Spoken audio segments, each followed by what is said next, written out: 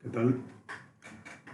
Soy el profesor Julián Sotelo Castañón y en este video mostraremos cómo construir un circuito magnético utilizando el simulador de MATLAB Simulink. Primero, revisaremos un ejercicio del libro de máquinas eléctricas de Chapman.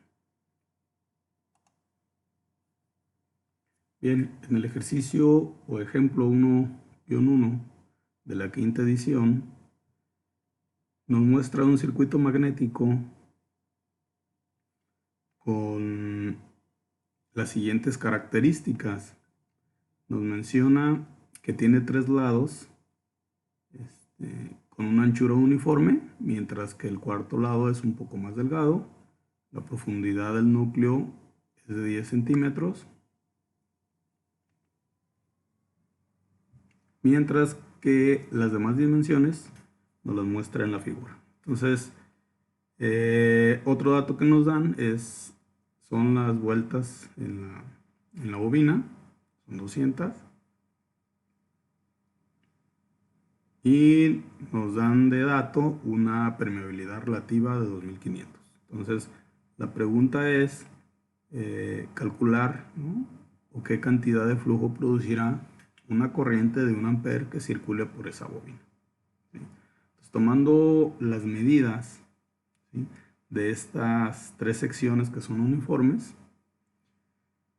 se tiene una longitud de 1.3 metros, y de la sección más delgada es de 0.45.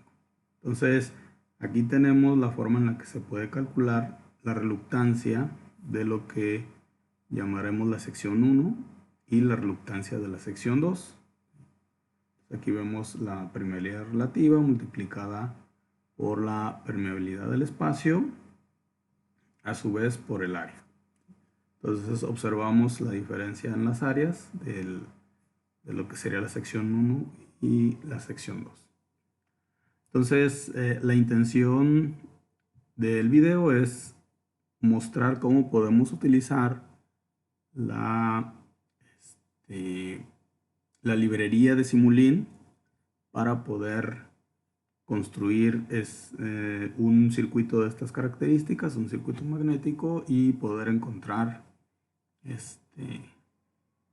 el flujo que produciría una bobina con estas características. Entonces, primero pues abrimos MATLAB y ya que tengamos el MATLAB abierto, podemos abrir un archivo Simulink como archivo en blanco, y a su vez, si ustedes seleccionan esta parte, pues nos abriría el buscador de la librería, que serían estos. Entonces, nos podemos ir a la parte del Simscape y observamos que tenemos una librería con elementos magnéticos. Aquí vemos que tenemos algunos elementos.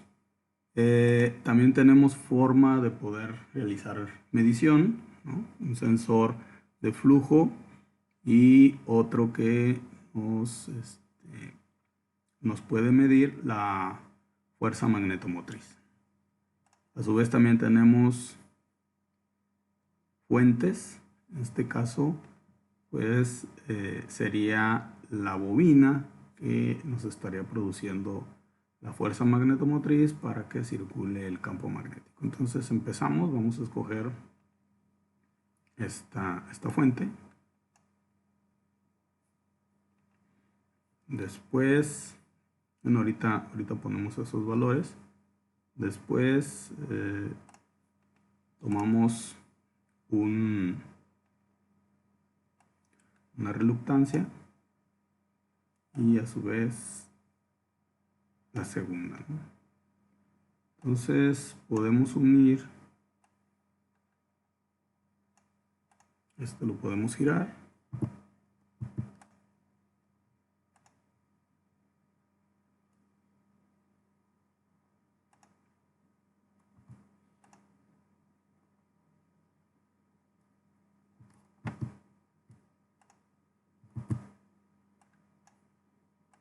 y aquí lo tendríamos ya unido.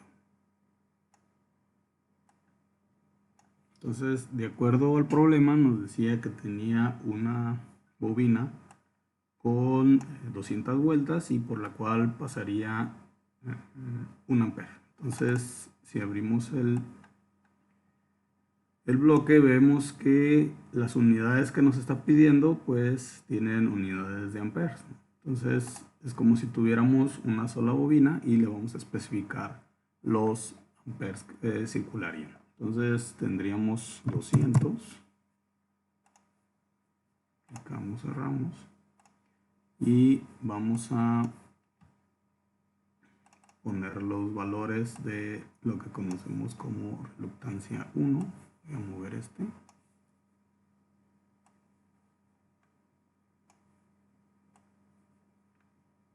Entonces tenemos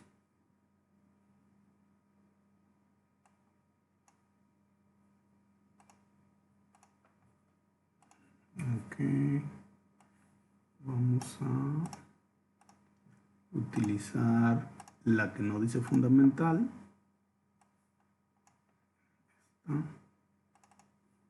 Y esta sí va a traer los datos que nos están pidiendo o que nos están dando. Entonces nos pide la longitud en metros sería 0.45, el área que sería 0.1 y la permeabilidad relativa que serían los 2500. Las unidades están en metros cuadrados. Aplicamos,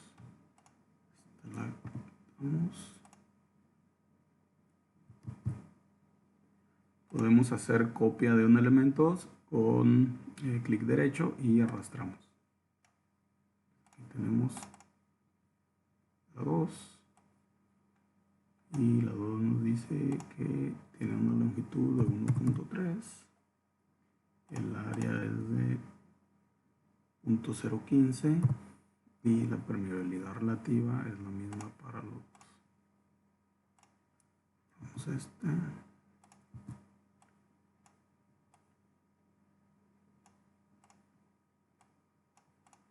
Aquí ya lo tenemos.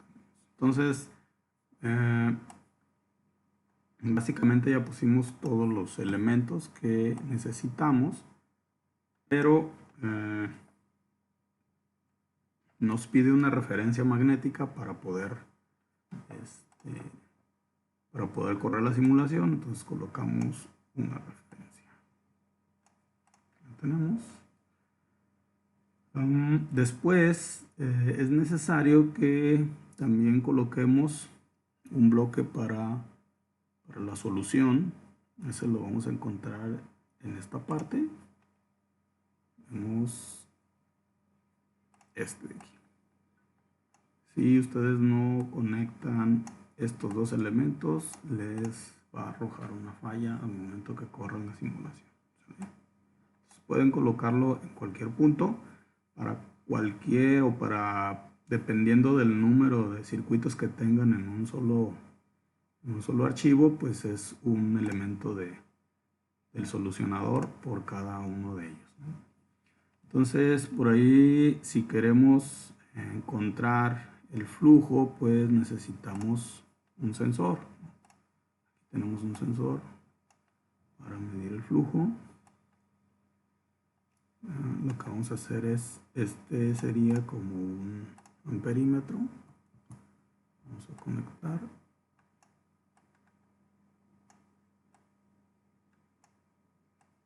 Salida.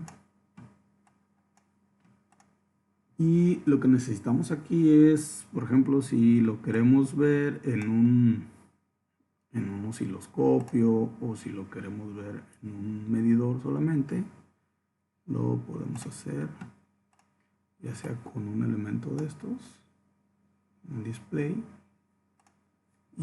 o también lo podemos hacer con un osciloscopio, bueno, con un scope, ¿no?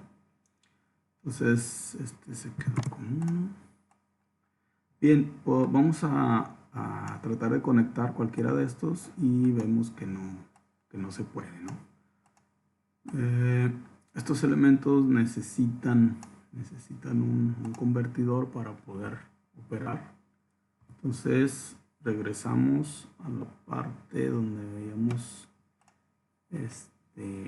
el solucionador, y aquí vamos a encontrar un convertidor, ¿no? Le llaman PS Simulink Converter. Ese lo vamos a usar.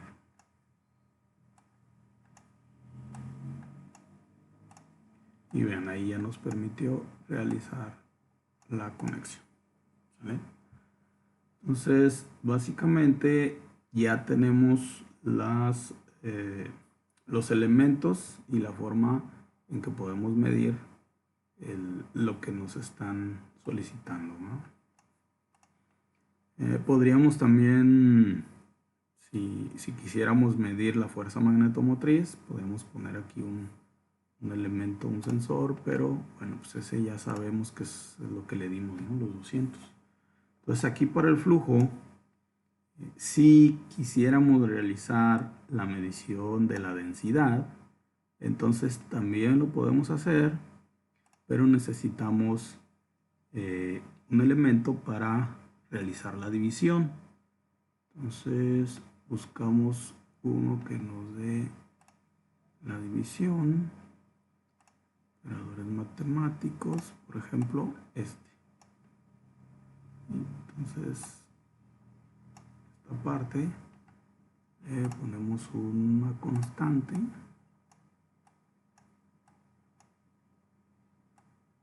Esa constante,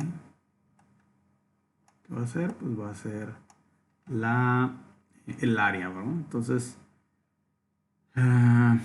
por ejemplo, para el R1, que es donde nos está marcando el área de 0.01, entonces tendríamos, le daríamos el valor de 0.01. Y por ejemplo aquí podemos usar el mismo scope para visualizar tanto el flujo como la densidad, ¿sí? Si le damos doble clic en el elemento, nos vamos a propiedades y aquí podemos escoger el número de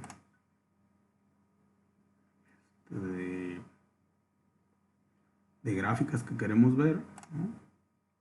Queremos ver 2 y le vamos a dar 2 entradas. Entonces aquí vean, ya este elemento le aumentó una entrada, podemos crecerlo y aquí lo tenemos. Entonces, si nosotros guardamos y corremos la simulación, pues aquí nos debe de dar el valor del flujo y de la densidad, ¿sí? Que bueno, lo podemos revisar en el mismo libro, ¿sí? Aquí si nos acercamos,